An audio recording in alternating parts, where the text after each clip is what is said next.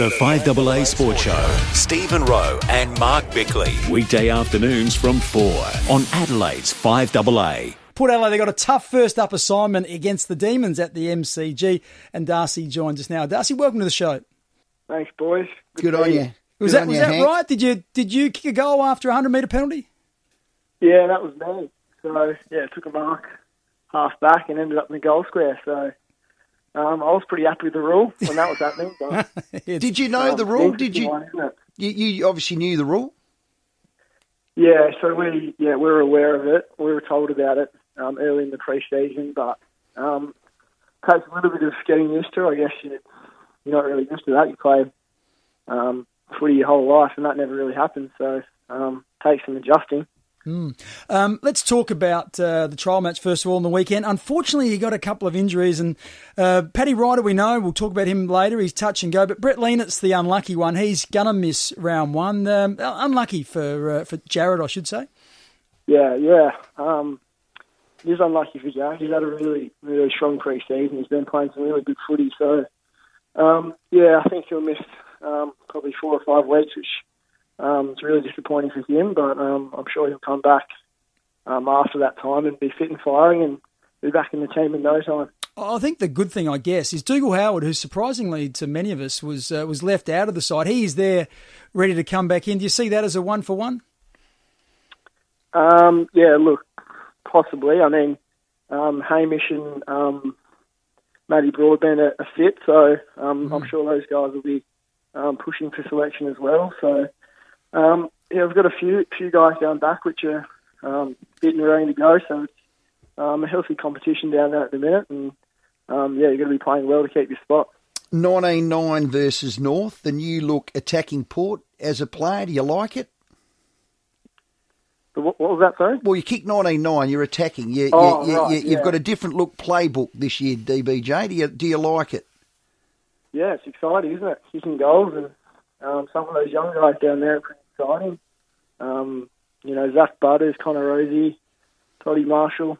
When those guys are up and about, it's a fun team to play in, that's for sure. Yeah. And I'm sure it's a fun thing to watch.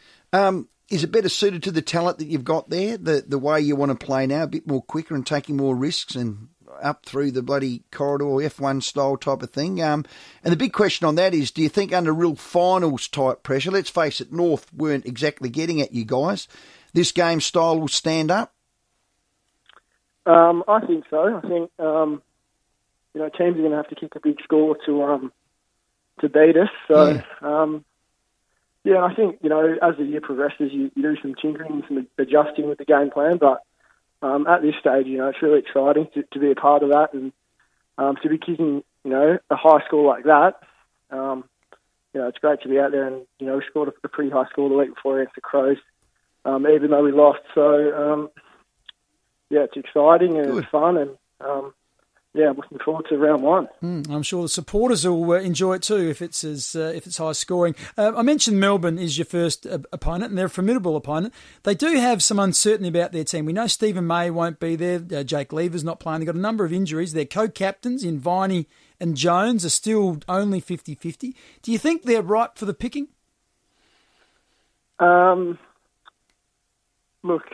I think no matter who they put out in the park, they're going to be very, very, very competitive. So, even if those guys do or don't play, and it is round one as well. So, everyone's going to be up and about and excited. And, I don't think you ever take a team lightly and consider them right for the picking. I think you got to go out there every week and, do the right things, do the team things, and hopefully the result looks after itself.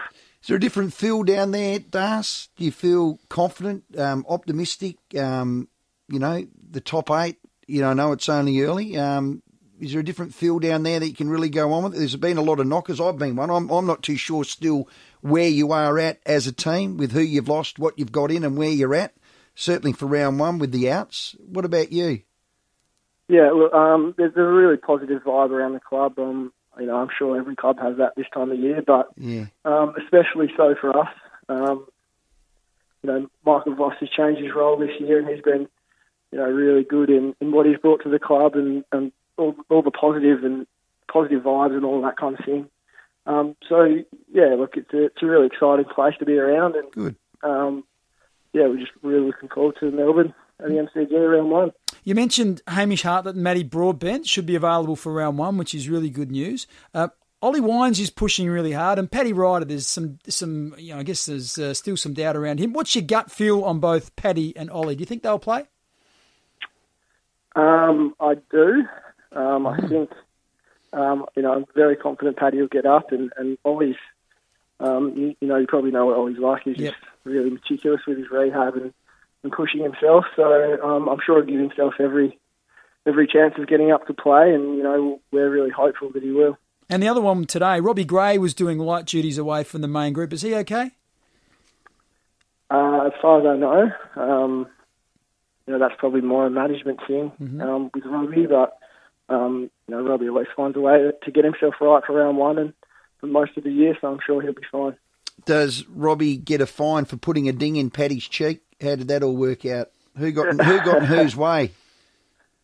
Well, usually you don't get in Robbie's way when he's around the ball, so especially on the ground. I'll put that one on Paddy. Oh, good one. Hey, who nicknamed you Hank? Hank. Oh, that was Kenny. Kenny a while ago now, a few years ago now, but look, that one hasn't really stuck, to be honest. Has it? Thank God. Where did Hank come from? It's from the Jim Carrey movie, Me, Myself and Irene. He's got the split personality, so Kenny reckons I had the split personality when I got to the club, so he tried to stick that one on me. Geez, didn't end well for Hank, did it, that movie? I don't think. No, I don't think so. What happened? He died? That's why I tried to get rid of it. Oh, well, you're DBJ to us. Did you get up to much on your 4 days off? I flew back to Melbourne, so I'm a Melbourne boy, so I flew back there, spent some time with family and friends back home, which was good, and Well, Das, we love watching you play, mate. One of the most reliable players in that team. You're the first picked in that back six. You can do a job. You can go forward. 64 games now. You've got real game security there. I know you won't feel that way, but, mate, we love watching you go about it. You're a good fella. And, Hank, thanks for your... DBJ, thanks for your time. Thank you, guys. Good on you. Yeah, as always. He's a ripper. He is. Look, like you said, he's one of your first ones picked. He is. You can rely on him. He's played a lockdown role. Tick. He can do everything. He's very versatile. So Darcy Byrne-Jones there from the Port Adelaide Footy Club. Looking forward to round 1. The 5AA Sports Show. Stephen Rowe and Mark Bickley. Weekday afternoons from 4 on Adelaide's 5AA.